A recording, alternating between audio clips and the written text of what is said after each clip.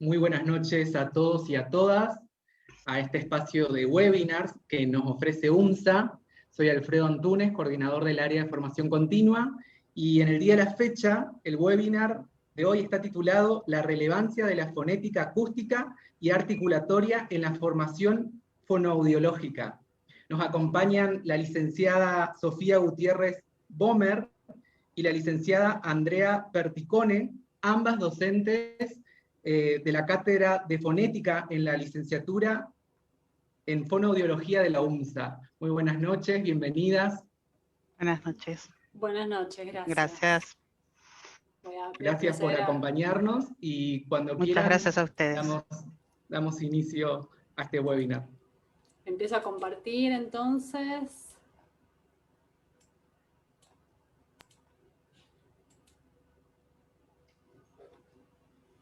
A ver, ahí estamos. Sí. Perfecto.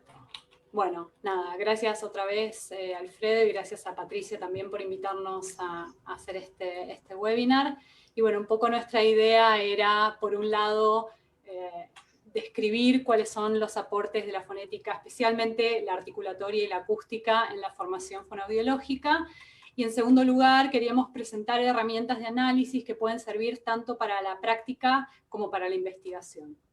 Y bueno, en realidad los aportes de la fonética a la formación fonoaudiológica son diversos y van desde la bibliografía a la que se van a enfrentar los futuros profesionales mientras están estudiando, pero también después de terminar la carrera, que utiliza los símbolos fonéticos, gráficos acústicos y en general nociones que surgen de la disciplina fonética. Entre ellos, por ejemplo, las descripciones y la teoría sobre la descripción de la articulación de los sonidos, que a su vez ayuda al desarrollo de la propiocepción, que es esta capacidad que tenemos de percibir nuestra propia pronunciación, la propia articulación de los sonidos, y que al mismo tiempo contribuye a la mejora de nuestra capacidad de discriminar sonidos, que puede parecer una obviedad, pero no lo es, porque dos sonidos objetivamente diferentes muchas veces pueden ser percibidos como el mismo sonido cuando caen dentro de la misma categoría fonológica, especialmente con falta de formación al respecto, ¿no? Y por supuesto, la fonética provee de herramientas de análisis para la práctica, para la investigación, y ofrece la posibilidad de un desarrollo objetivo de los conocimientos y de la cuantificación y de un seguimiento también. Entonces nuestra idea es, en principio, distinguir qué es fonología y qué es fonética, y en consecuencia sus unidades de estudio, que son los fonemas para la fonología y los alófonos para la fonética. En segundo lugar, queremos mencionar algunos elementos teóricos de la fonética articulatoria y de la fonética acústica para preparar así entonces el análisis acústico en el programa PRAT de 3 casos diferentes. Entonces, empezando con el primer paso, que es distinguir fonética y fonología.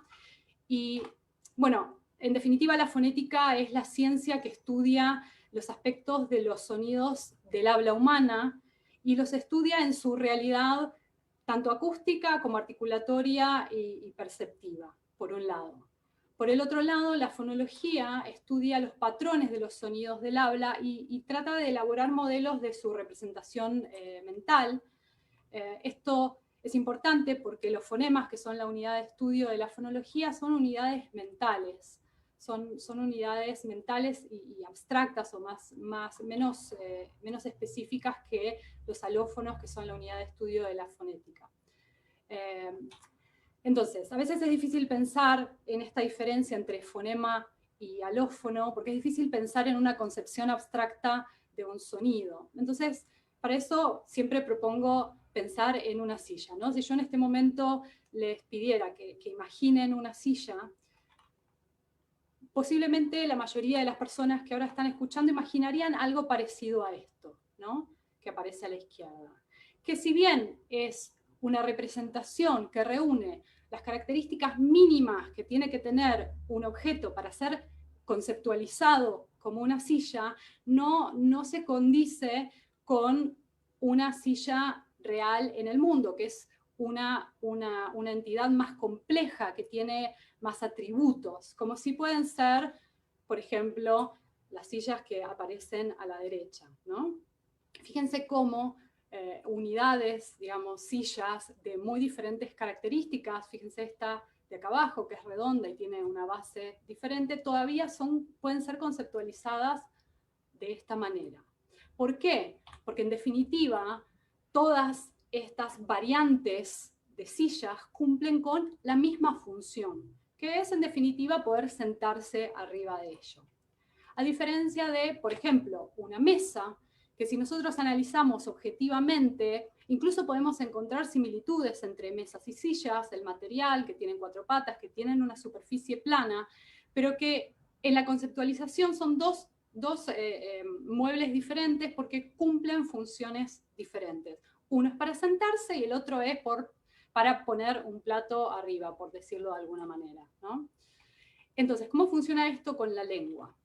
Tomemos el fonema sa, ¿no? El de solo. Si nosotros prestamos atención, vamos a encontrar muchas variantes de esta representación mental más abstracta que es el fonema. Por ejemplo, tenemos la variante apical, solo, ¿no? Que es bastante común en España y también en algunas regiones de Colombia, solo. La diferencia es que en ese caso el sonido se articula con el ápice de la lengua que se acerca a los alvéolos, a diferencia de esta solo, que se articula con el dorso de la lengua que se acerca a los alvéolos. Después, no sé si, digamos, cuánta formación en fonética tiene la gente que ahora está escuchando, pero se habrán dado cuenta que cuando decimos estoy, el segundo sonido no es una alveolar, como dijimos recién, dorso alveolar, estoy, ¿no?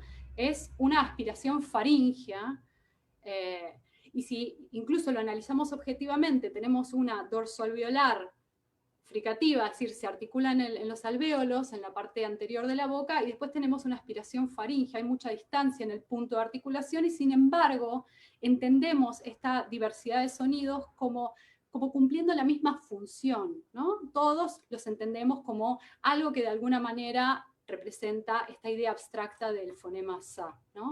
Lo mismo pasa con mosca, ¿no? Mosca, en este caso el sonido se parece mucho más al de jamón que al de solo. Y por último quería mencionar la variante de zorro, ¿no? La interdental, también tan común en España, en donde el ápice de la lengua se ubica en la zona interdental, a diferencia de esta, por ejemplo.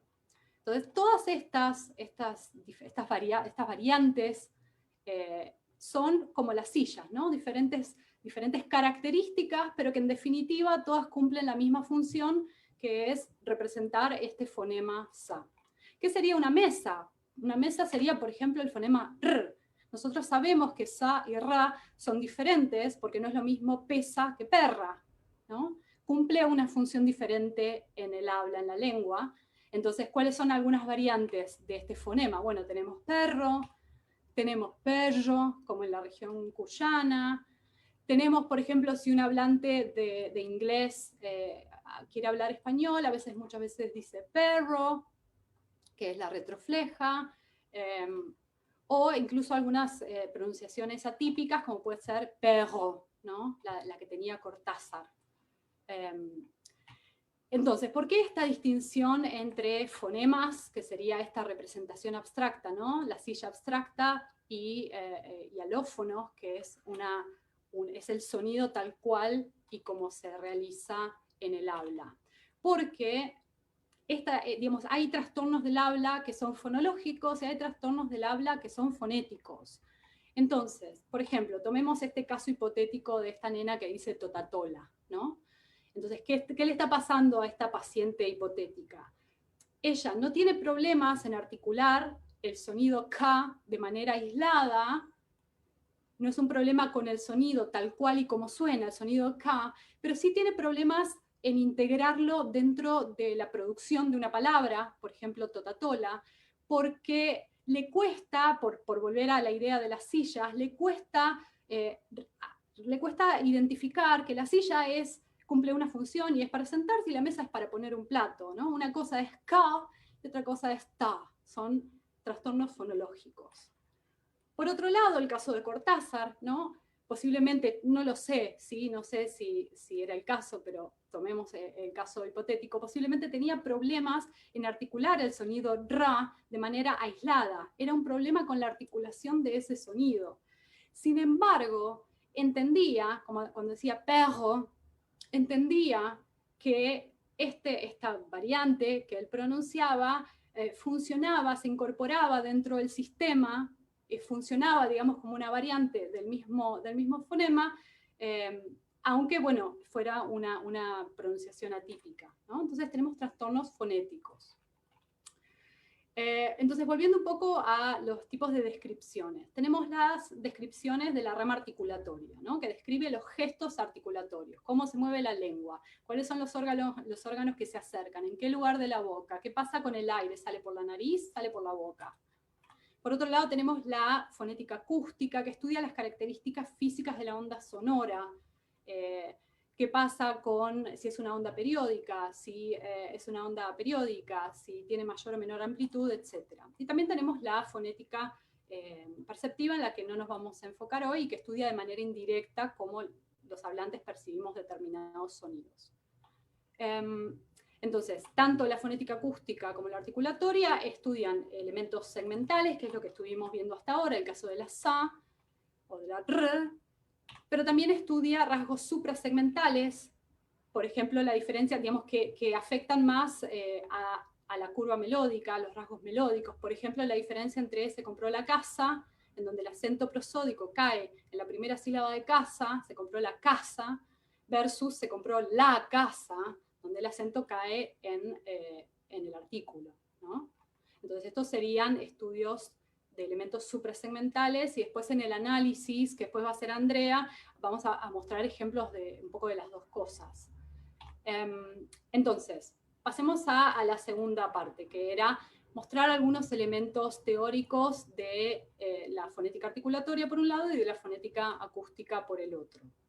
Entonces, en cuanto a la articulatoria, podemos ver, por ejemplo, en estas imágenes qué es lo que sucede, cuál es el comportamiento de la lengua y de los labios que terminan resultando en la articulación de las 5 vocales diferentes, ¿no? Entonces, por ejemplo, a la izquierda lo que vemos es que la lengua se eleva hacia el paladar, se estrecha, digamos, el tracto hacia el paladar, los labios no están abocinados, y esa combinación de rasgos articulatorios, a su vez el velo del paladar está elevado, eso quiere decir que el aire sale por la boca, el sonido es oral, las vocales en español en general son orales, salvo que coarticulen con una consonante nasal. Entonces el resultado de todos estos gestos articulatorios es la vocal I, ¿no?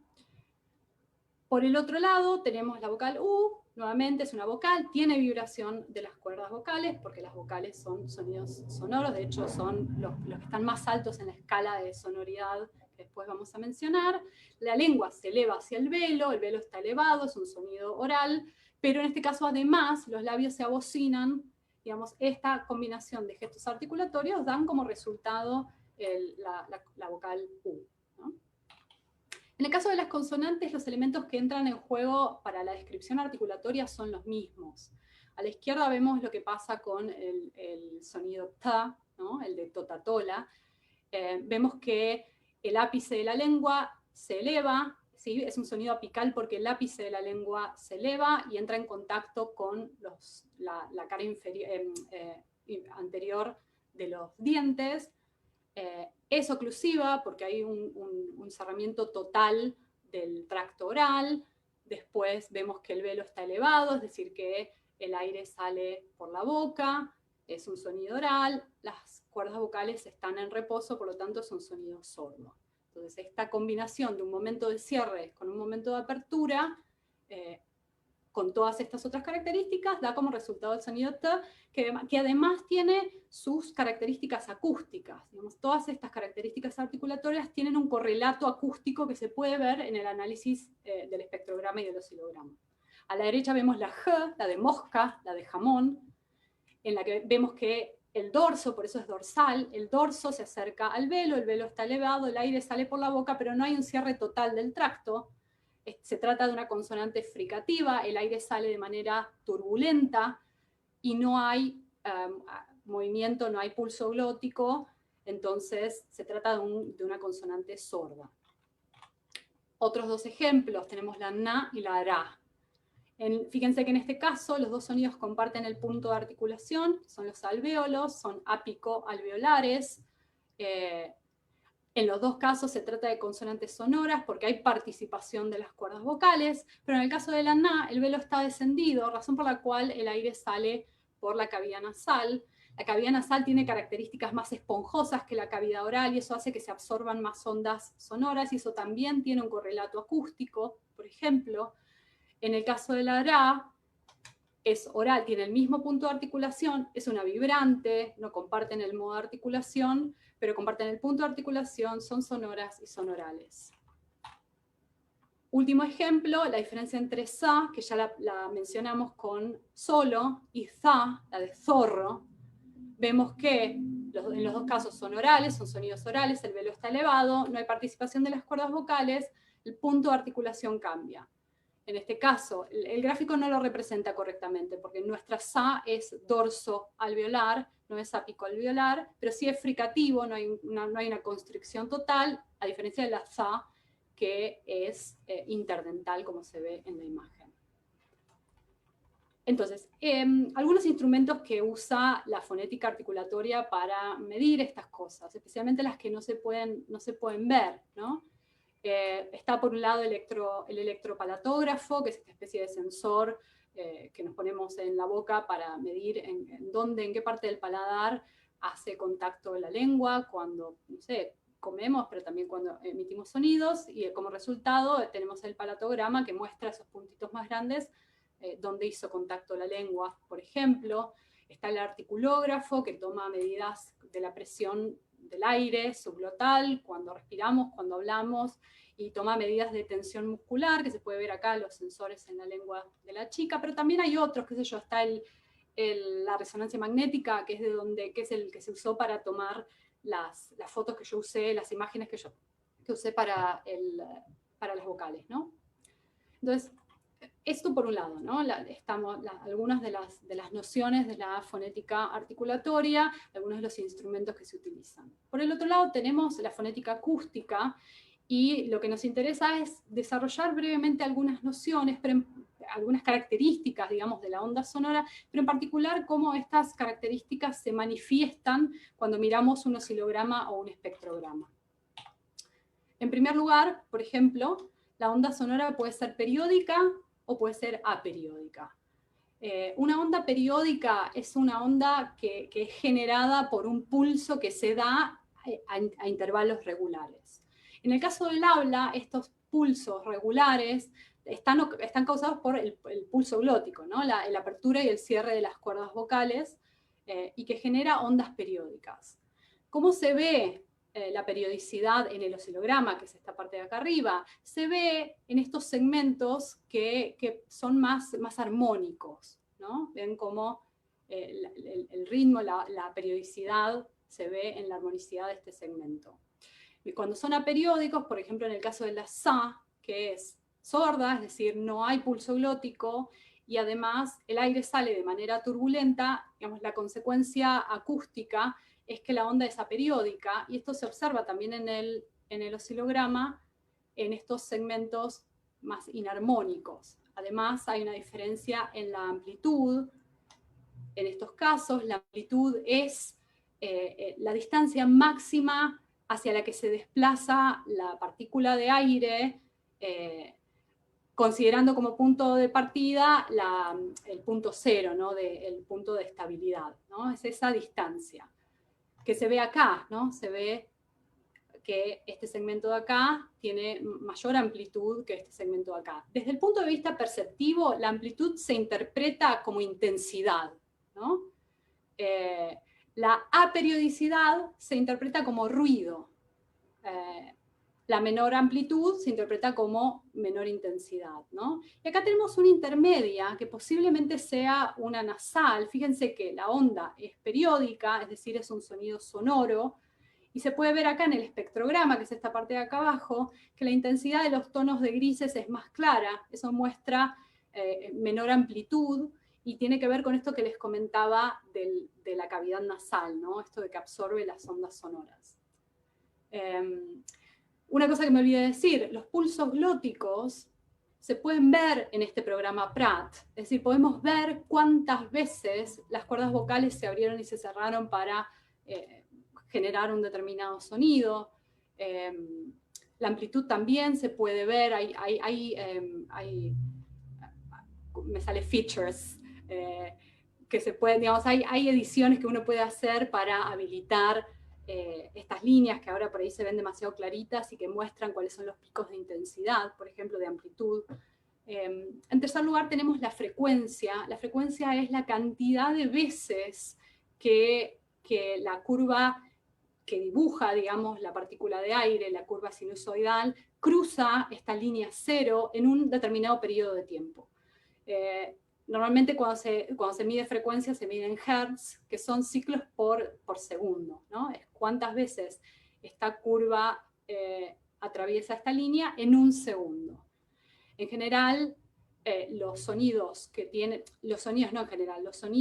mayor frecuencia desde el punto de vista perceptivo se perciben como más agudos, y los que tienen menor frecuencia se perciben como más graves. Eso desde el punto de vista perceptivo. Desde el punto de vista acústico se habla de mayor frecuencia o menor frecuencia. La frecuencia no se ve en el oscilograma, se ve en el espectrograma. En este no están los detalles, pero en el que sigue sí. Acá se ve el rango que está manejando este espectrograma. Acá abajo dice 75 Hz, las frecuencias más bajas, y acá dice 5000 Hz, las frecuencias más altas. Entonces, ¿qué se puede ver en relación a las frecuencias? Bueno, se puede ver concentración de energía en determinadas frecuencias. Acá hay una concentración de energía en frecuencias altas, pero digamos, la manera es más caótica, a diferencia de, por ejemplo, estos sonidos, que posiblemente sean vocálicos, que tienen una concentración de energía que se ve en forma de estas estrías negras, que son típicos de los sonidos sonoros, y se ve muchísimo más en las vocales, y de hecho se utiliza para poder distinguir vocales. Estos son los que se llaman los formantes. Bueno, te dejo, Andrea, que sigas. Bueno, voy a continuar la línea de lo que venía explicando Sofía. Seguimos dentro del área de fonética acústica. Y con respecto al gráfico que recién mostró ella, yo quería aclarar que hay una jerarquía de sonoridad que ayuda mucho a la hora de identificar posibles fonemas asociados a lo que vemos en los gráficos. De mayor sonoridad a menor hay una lista que depende de la lengua que consideremos, pero acá en esta lista podemos ver que las vocales abiertas son más sonoras, para decirlo menos técnicamente, llegan más lejos o se perciben como más cerca cuando son abiertas que cuando son cerradas. En tercer lugar vienen las semivocales, las semiconsonantes, como la UA y la YA. Y luego encontramos las consonantes, es decir, a modo general, que las vocales siempre son más sonoras que las consonantes.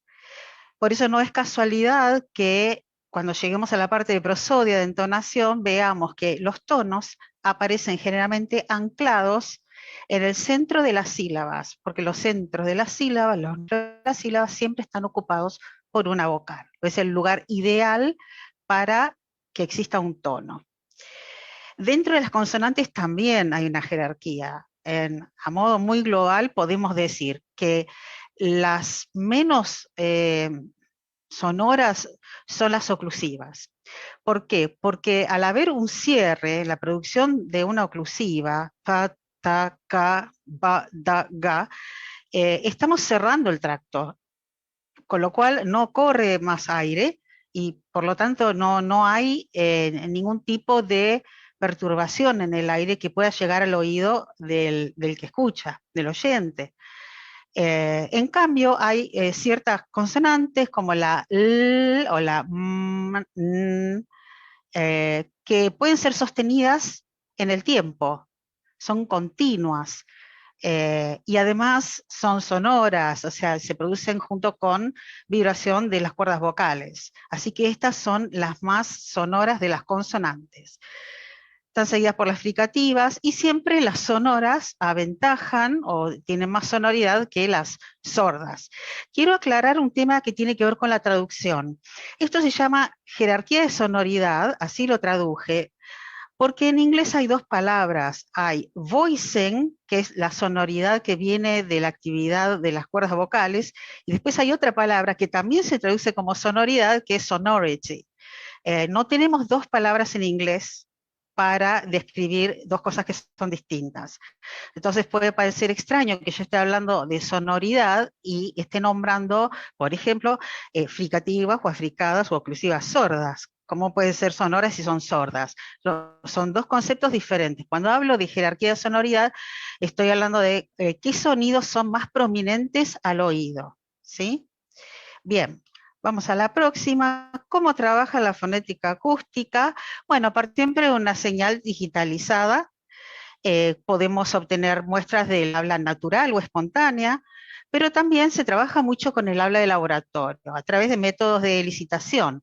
Por ejemplo, hacemos que los participantes de un experimento lean en voz alta, o les hacemos preguntas muy acotadas, porque queremos guiarlos a que contesten de determinada manera para que produzcan determinados sonidos. Luego se sintetizan y se manipulan las señales, se filtra, hay una serie de mejoras y demás, y se lo pone en un programa de análisis, utilizando micrófonos especiales. No puedo usar el micrófono celular, por ejemplo. En algunos casos en los equipos especiales para digitalizar ciertas señales. Y el programa que en este momento es el más popular es el Pratt, que es gratis, de código abierto, y se puede bajar y es muy relativamente sencillo de usar. Digo relativamente porque tiene muchas funciones, entonces toma un tiempo familiarizarse, pero en general es el preferido, es un programa para hacer fonética acústica, donde podemos analizar todos los elementos que ya mencionó Sofía, podemos analizar la frecuencia de los sonidos, cuánto duran. Es muy importante hablar de la duración. No todos los sonidos tienen la misma duración. Una oclusiva es un sonido casi instantáneo. Una líquida tiene una cierta duración, por ejemplo. Y también la intensidad, que es importante porque es lo que nosotros percibimos como volumen. Cuando nosotros decimos subir el volumen o bajar el volumen, lo que estamos diciendo es subir la intensidad o bajar la intensidad. Y muchas veces, cuando una persona habla con una voz muy baja, por ejemplo, hay ciertos sonidos que podemos llegar a no distinguir. Así todo, por supuesto, dentro del contexto, igualmente reponemos nosotros el sonido que falta. Bueno, vamos a ver unos ejemplos. La idea de esto no es entrar tanto en lo teórico, porque para eso está la materia en la carrera, pero sí ver ejemplos desde un punto de vista más general. Bueno, acá tenemos un pedacito de un programa periodístico que tal vez algunos conozcan, en un canal muy conocido y con un periodista relativamente conocido. Si alguna vez escucharon a este señor, Bonelli, tal vez hayan notado que tiene una forma particular de pronunciar la S o las S cuando las pronuncia. Vamos a escucharlo, vamos a escuchar una oración. Después de la misma oración extraje dos frases y después vuelvo a achicar y nos vamos a concentrar en una palabra y en una frase. Bueno, vamos a ver qué dice. Es un tema político, esto es correspondiente a fines del año pasado. A ver, bueno, la flecha. si sale Eve Bonafini, Alicia Castro, Graboy no es Eve Bonafini, Alicia Castro y Graboy, que le saca bandera blanca para que salgan a hablar. Pero más allá de este tema, obviamente es un tema catalizador, ¿no? El tema de Venezuela, que recordaba la semana pasada, Raimundi, ahora un voto que va en la dirección contraria. Hay una diferenciación o interna entre pesos pesados en el gobierno, nada menos entre el presidente y la vicepresidenta. Hay una diferenciación o interna entre pesos pesados en el gobierno, nada menos entre el presidente y la vicepresidenta. Diferenciación entre pesos pesados entre el presidente y la vicepresidenta. Vamos a ver entonces, en primer lugar, qué pasa o qué pasó cuando yo puse esta oración en Pratt, qué tipo de información nos puede dar el análisis acústico en Pratt. Aparece, como explicó Sofía, arriba el oscilograma, que son las ondas correspondientes a los distintos sonidos, y que cuanto más alta es la onda acá, mayor es la amplitud, y por lo tanto mayor es el volumen, ¿sí?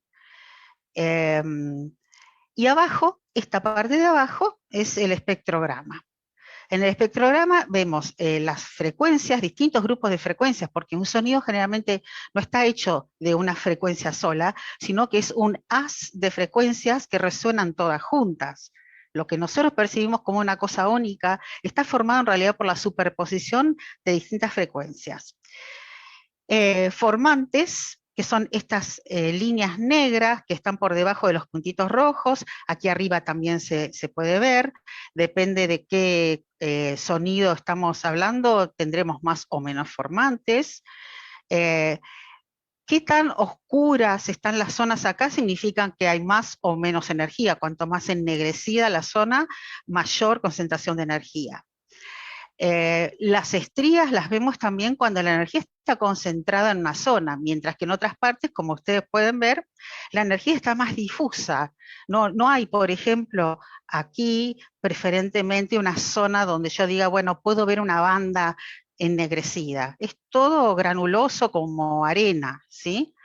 La línea amarilla que ven en este gráfico marca las variaciones en, recuerden, amplitud, que es lo que nosotros percibimos como intensidad y se mide en decibeles. Los puntitos rojos son los formantes, que ahora los voy a retirar para que se pueda ver mejor en la próxima diapositiva. Y abajo tenemos lo que se llama grilla de texto, ya que este programa nos permite segmentar el habla y nos permite escribir las palabras que oímos, subdividir las palabras en sílabas. Por ejemplo, acá tenemos diferenciación, y dentro de cada sílaba también podemos identificar cada fonema, ¿sí? Bueno, Bonelli es mi hablante B, entonces voy a volver a reproducir esta palabra dicha por él. Vamos a ver. Diferenciación. Y quiero que se concentren en la parte de el sonido, cómo lo hace él. Fíjense lo siguiente.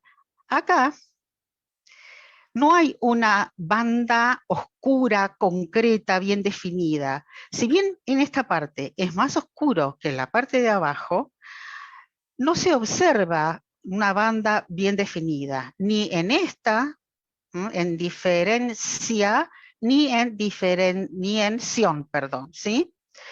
Bueno, ahora vamos a ver otro ejemplo y después vamos a poner los dos juntos y vamos a comparar. Esto es hablante A, la misma palabra.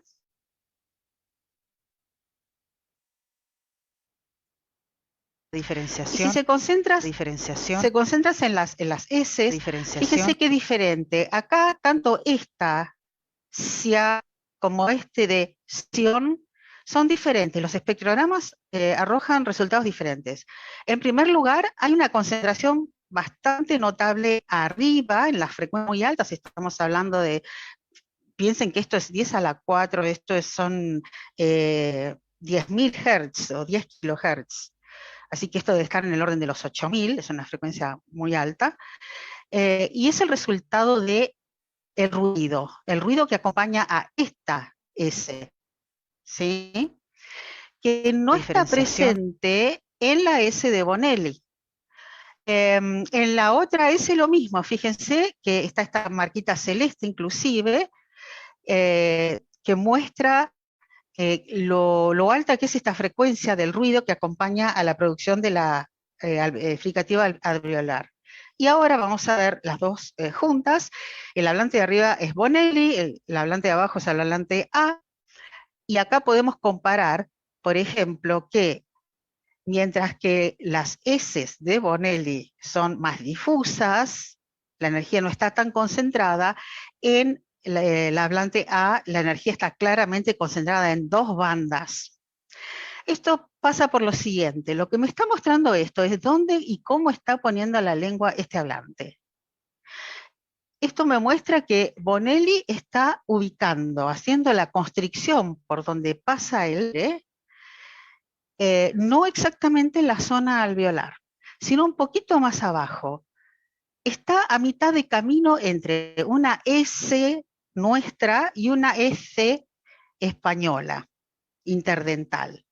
No llega a ser interdental, pero está ahí, empezando, comparte características de los dos alófonos, mientras que el hablante A claramente está colocando la lámina de la lengua o el predorso hacia la zona alveolar. Entonces, lo interesante de estos análisis es que nos muestran muchas veces qué está haciendo, qué está ocurriendo dentro del tracto vocal del hablante que estamos analizando. Lo mismo también aquí, lo voy a simplemente reproducir en pesos pesados. La primera, esta es, vamos a oír la de los dos hablantes, y esta por supuesto va a ser aspirada porque en nuestra lengua, en español rioplatense, aspiramos la S, usamos este alófono de la S, cuando está seguida de una consonante. No decimos pesos pesados, decimos pesos pesados. El hablante B y Peso el hablante pesado, A. peso pesado. Y Pesos se puede pesados, distinguir claramente pesos cómo pesados. las S en el segundo caso tienen la banda oscura muy definida más arriba. Y además, en general, la intensidad es más pareja, la línea amarilla es más pareja para la hablante A que para el hablante B. Vamos a ver otro caso, estoy segura que todos están familiarizados con rotacismo, o tal vez lo conozcan con otro nombre, es la dificultad para pronunciar la R. Aquí vamos a escuchar un hablante que va a decir la palabra perro, en dos versiones, utilizando dos alófonos. Escuchamos. Escuchamos otra vez. Perro. En el Perro. caso de perro, Perro. la consonante que producimos se llama vibrante múltiple alveolar. Consiste en una serie de golpecitos que le damos con la lengua a la zona alveolar. Generalmente son tres. Aquí se puede ver estos picos. Aquí hay tres, sí, tres. Son tres golpecitos muy rápidos. Por supuesto que esto requiere una madurez neuromuscular, y por eso los niños muy chiquititos tardan en adquirir este sonido, porque requiere una gran precisión en la articulación para poder hacer este movimiento que se llama tap, 3 veces seguidas y rápidamente. Y en el caso del segundo alófono, no pertenece a nuestra lengua, sí puede hallarse en algunas lenguas como, por ejemplo, en el francés o el alemán, con el holandés, con distintas pequeñas variaciones. Lo escuchamos de vuelta. A ver. Ahí. Y esto Perro. lo que nos muestra Perro. es, en primer lugar, la intensidad no varía tanto. El sombreado es diferente. Este sombreado, así, y más débil, es más típico de la vibrante múltiple uvular, este símbolo. Es decir, que aquí el golpeteo no es contra la zona alveolar, sino que se produce con la parte de atrás de la lengua contra la úvula, la campanilla. Hay personas, inclusive adultos, que tienen dificultades para producir perro y recurren, sustituyen este sonido, por ejemplo. En este caso vamos a escuchar la palabra con la vibrante múltiple alveolar, la fricativa velar sonora, la g, y la aproximante retrofleja, que también mencionó Sofía, que es el sonido del inglés, y también, por ejemplo, en zonas como La Rioja, delante de la L, Carlos, por ejemplo, se utiliza también. Vamos con el audio. Perro, Otra vez, perro, para que perro. puedan comparar.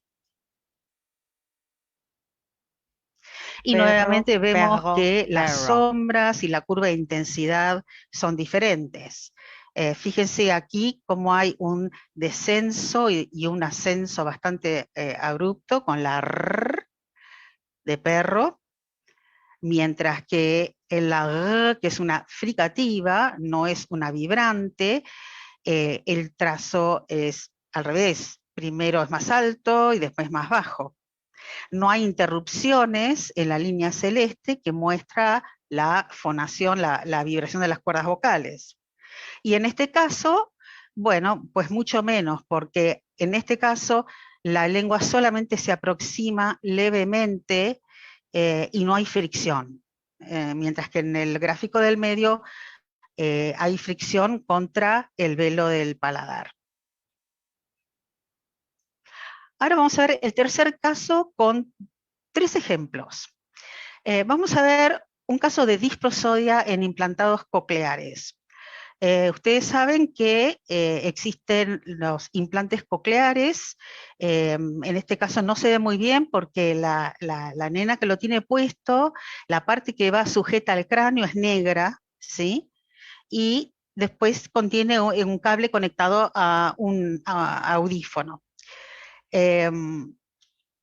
Y lo que vamos a ver es parte del reentrenamiento de esta nena que fue implantada hace relativamente poco tiempo. Muchas veces tienen que hacer terapia, no es solamente ponerles el implante y ya está.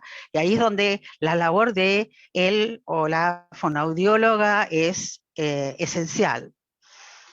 Bueno, vamos a ver qué pasa acá. Ella tiene que repetir palabras que aparecen en la computadora.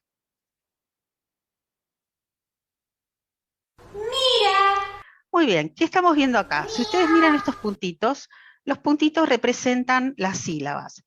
En mira, mi es la sílaba acentuada, es la sílaba más fuerte, y entonces le va a corresponder un punto más fuerte. Y el puntito más pequeño es la A, mira. Vamos a ver entonces acá el modelo de la fonoaudióloga y ¿qué hace la paciente? Lo escuchamos de vuelta. Bueno, además de que la nena tiene dificultades para producir la R, dice mía, más allá de eso, lo interesante aquí es ver que cuando la fonoaudióloga produce esta entonación, que es bastante plana y que es similar a 2 notas musicales, la paciente tiene dificultades para hacer esa diferenciación. Suena más plana. Es casi un monotono lo que produce la nena, ¿sí? Vamos a ver entonces ahora otro caso.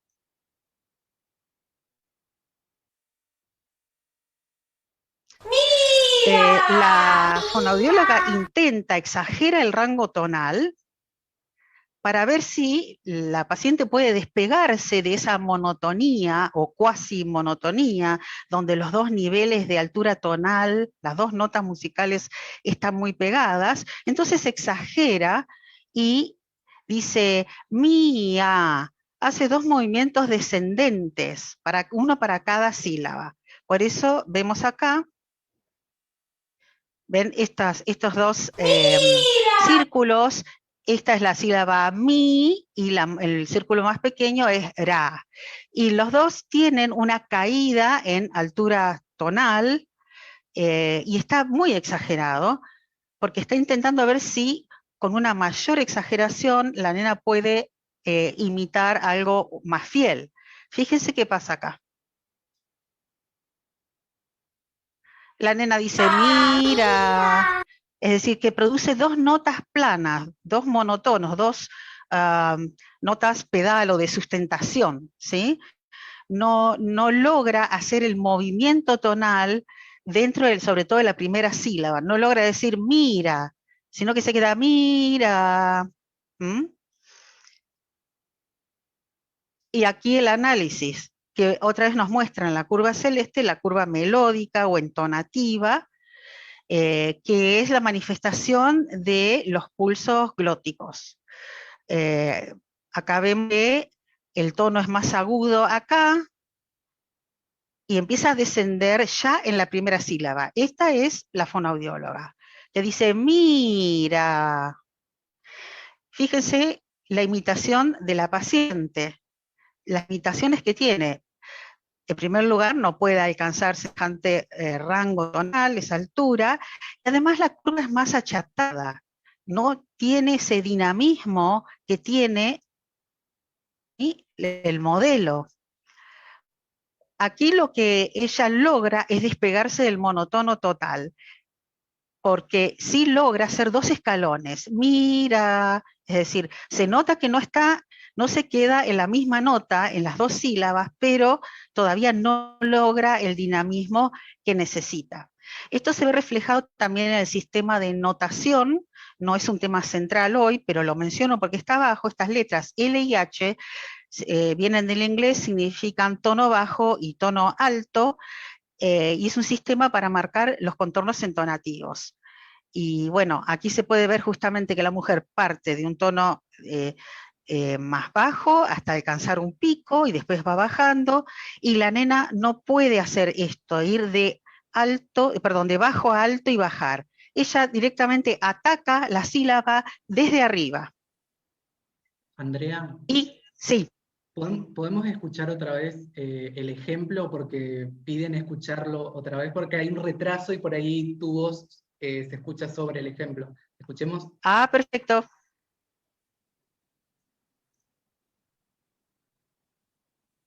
¡Mira! ¿Se escuchó bien?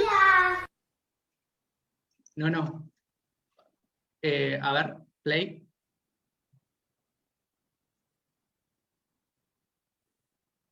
¡Mira! ¡Mira! Ahora sí. Si hay un leve retraso, por eso los espectadores nos pedían para poder escucharlo. Ah, muy bien. Bueno, que anoten en la ventana de chat, entonces, porque si se ve que es bastante grande el retraso, porque me doy cuenta por tu contestación, es bastante el lag. Sí, bien, perfecto. Lo reproduzco de vuelta, una vez más, y paso ya a la próxima. ¡Mira! También se escucha como ella no puede llegar abajo, ¿no es cierto? No puede hacer un tono de descenso aquí.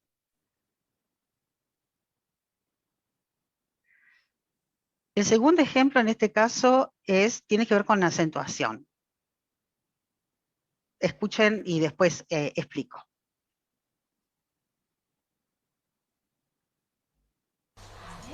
Rápido. Rápido. Rápido. Rápido. Rápido. Rápido. Muy bien. Bueno, acá vemos lo siguiente. El acento en la palabra está formado por dos factores. El cambio en la frecuencia fundamental, este F0 que ven ahí, que también se llama pitch, se usa la palabra en inglés, es la altura tonal, es lo que clasificamos como voz grave o tono agudo. Pero también contribuye la amplitud o intensidad, es decir, qué tan fuerte es el volumen, ¿sí? Y también tiene que ver, para que el oyente entienda que hay un acento, cuánto dura esa sílaba. Una sílaba acentuada siempre es más larga que la sílaba que no está acentuada. Acá lo que vemos es que la terapeuta le dice rápido, es decir, el círculo grande es la sílaba ra, y tiene esta colita porque lo que estoy tratando de mostrar es que la altura tonal, el tono de la voz, empieza más alto y termina más bajo. Ra, rápido. Los otros dos puntitos permanecen en un tono bajo, ¿sí? Y fíjense la producción de la paciente que dice rápido. ¿Qué es lo que está haciendo? Está colocando la variación del tono en la segunda sílaba. Y no solamente eso, sino que le está dando más volumen y más duración a la sílaba pi. Esto lo podemos ver también en los gráficos.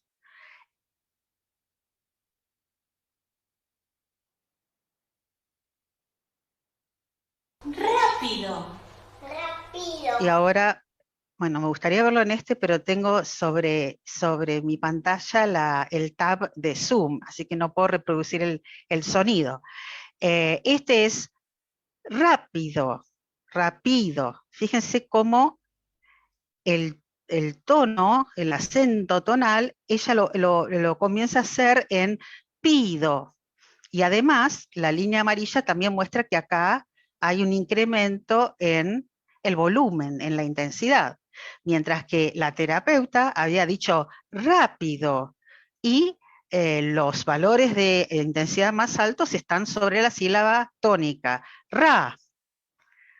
En cambio, en el segundo par, la terapeuta exagera el rango y el volumen. Fíjense qué oscura está el formante acá. Es porque hay mucha más energía, ella está usando mucho más aire, está, digamos, usando más el diafragma para decir rápido. Y vemos que la paciente, en primer lugar, es débil, no tiene la fuerza diafragmática como para hacer eso. En ambos casos, hace un intento aquí en pi, pero aún así no logra controlar los músculos como para desplazar esta combinación de altura tonal, curva celeste, con el volumen o la intensidad, la curva amarilla, y ponerlos de entrada en la palabra. Es como si necesitara juntar una cierta cantidad de lo que sea, programación, aire, como para poder aplicar estos dos rasgos prosódicos, que son parte del acento. Y en este caso, ¡Rápido! Rápido. además de la exageración de la vibrante, también vemos lo mismo, cómo sostiene una muy alta frecuencia en ra, e inclusive sigue alta hasta la segunda sílaba, aunque la segunda sílaba no lleva acento. Y aquí tenemos a la derecha la producción de la paciente. Nuevamente no puede lograr el ataque de la palabra y de la sílaba ra con gran intensidad combinada con una gran altura tonal y energía.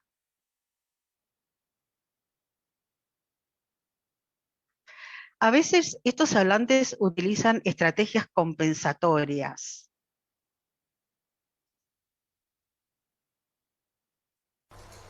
¡Mamá! ¡Mamá!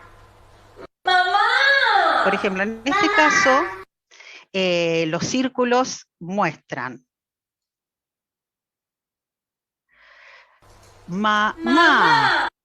La segunda sílaba es la que está acentuada, mamá, y va de alto a bajo, por eso está esta flecha, ¿sí? Es un tono descendente o de descenso. Mamá. ¿Cuál es la imitación de la paciente? Fíjense que son monotonos, con mayor volumen y duración en la primera sílaba correctamente. En este caso, ella está emplazando la tónica correctamente. Lo que le cuesta es el dinamismo. Entonces produce mamá. Acá hay una exageración, otra vez, mamá, y hay un pequeño ascenso y descenso. Mamá. Y fíjese acá qué es lo que ocurre. Ella coloca el acento correctamente y lo compensa la falta de dinamismo con duración extra. Mamá, y se queda ahí en la segunda sílaba. Me quiero corregir porque creo que en el gráfico anterior dije que colocaba la sílaba correctamente, el acento, pero me parece que no, así que lo voy a repasar. Mamá. Claro, dice mamá, Mamá. no dice mamá la primera vez, eso lo quería corregir. Recién en el segundo intento logra poner el acento en la segunda sílaba. Y esto es lo que se ve acá. Aquí sí logra decir mamá, pero con un rango muy estrecho, casi un monotono. Mientras que podemos comparar la terapeuta, el gran descenso que tiene, además del gran volumen y mayor energía por el sombreado que vemos. Y bueno, eso es todo. Estos son 3 ejemplos que queríamos mostrarles para que se vea qué cosas se pueden hacer con Pratt o con cualquier herramienta similar, que sirve para distintos niveles. Se puede trabajar con vocales, con consonantes, se puede trabajar con coarticulación, son combinaciones con sílabas, y también sirve para otras cosas que no hay tiempo para mostrar, pero por ejemplo, cantidad de sílabas producidas por segundo. Si yo hago un estudio longitudinal sobre un paciente, puedo ver si hay mejora o no, midiendo la fluidez, la cantidad de duración de las pausas, cuántas sílabas produce por minuto en un habla espontánea. Es decir, ofrece muchísimas herramientas muy útiles, tanto para diagnósticos como para trabajos de investigación, para validar datos que muchas veces nosotros percibimos, pero necesitamos, si estamos escribiendo un paper, por ejemplo, para publicar en una revista científica, no puedo decir yo lo oigo y lo percibo. Tenemos que además mostrar algo más objetivo que coincida con la percepción que tenemos nosotros. Así que bueno, este es el final de la exposición. Muchas gracias, esperamos que les haya sido de utilidad. Y si, bueno, hay preguntas, Alfredo, ¿hay dudas? Por ahora no hay pregunta, pero abrimos el espacio a preguntas. Mientras tanto, quiero agradecer a toda la gente de Argentina que nos está acompañando, pero también de Colombia, de Brasil. Acá Maga Gilede dice que le encanta el tema, muchas gracias. Saludos desde Colombia también. Gracias. Que quizás por el retraso va a llegar alguna pregunta. Agradecen, mandan aplausitos. Ah, bueno.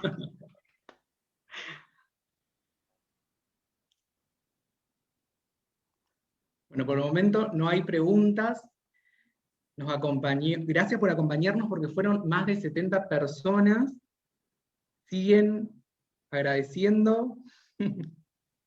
Muchos saludos para Andrea, dicen acá. Bueno, muchísimas gracias, Andrea, Sofía, un placer. La claridad, bueno, se me cayó una tapita. La claridad lo pudimos percibir y lo vamos a analizar con Pratt como corresponde. Para la próxima ya podemos hacerlo. Sí, bueno, yo también quiero agradecerte a vos, agradecerle a Patricia, bueno, por todo el apoyo dado, por darnos esta oportunidad, y comentarles que entendemos que es un poco por ahí denso la parte teórica y demás, pero no se preocupen porque cuando vengan a cursar con nosotros lo vamos a ver en detalle y nos van a poder preguntar y demás, así que, o sea, es un pantallazo, no pretendemos tampoco, digamos, que puedan seguir absolutamente todo, simplemente para que tengan idea de qué cosas existen, y bueno, y ver si por ahí se enganchan con el tema, ¿no? Sí, por supuesto. Siguen las gracias, muy interesante, maravillosas expositoras. Muchas gracias, Gracias. clarísimo. Así que un placer. Una vez más, gracias Sofía, gracias Andrea. Gracias Y a cuando Gracias. quieran, las esperamos acá nuevamente en este espacio de webinar. Ah, bueno, sería bárbaro. Y además estaría bueno que la gente haga preguntas o pida temas. Si nosotros podemos encontrar Por supuesto. material. Por supuesto, los invitamos a dejarnos en comentarios temas que les gustaría que desarrollen los profesionales, y armamos otro webinar, por supuesto. Bueno, encantadísimas. Bueno, muchas gracias. muchas gracias. Bueno, nos despedimos. Nos despedimos Gracias de todos. a toda la los gente que nos vino, acompañaron. gracias. Acá hay una pregunta. Adelante, normal- shoot. Sí, ¿es normal que un niño a los 7 años no pueda pronunciar una vibrante? Bueno, nosotros no somos fonoaudiólogas, así que con toda la humildad del caso podemos dar una visión muy limitada. O sea, eso es una pregunta para una fonoaudióloga. Por lo que nosotros entendemos, el rango de edad al cual si el niño no puede producir la vibrante, hay que llevarlo a la terapia, no es una edad justa. A tal edad, si no pronuncia, no dice perro, R con R guitarra, lo tenés que llevar. No creo que haya una edad, pero por lo que yo he leído, es más o menos entre los 6, 5, 6, 7, depende del autor. Pero bueno, eso sería bueno hacer algo en conjunto con alguna fonoaudióloga para otro webinar, Ya porque nosotros tenemos un somos tema. fonetistas, ¿no? Tratamos de darle a esto un enfoque para la gente que le interesa o que ya está estudiando fonoaudiología, pero no somos autoridad en la materia, por ejemplo, y jamás podríamos decir, hay que hacer esto. Sí les podemos decir, si escuchamos el sonido y vemos el espectrograma, qué es lo que está pasando dentro de la boca del... Y eso es lo fascinante, que ver un gráfico y tener una idea. Digo una idea porque tampoco hay que pensar que sacar el PRAT es una resonancia y se ve todo.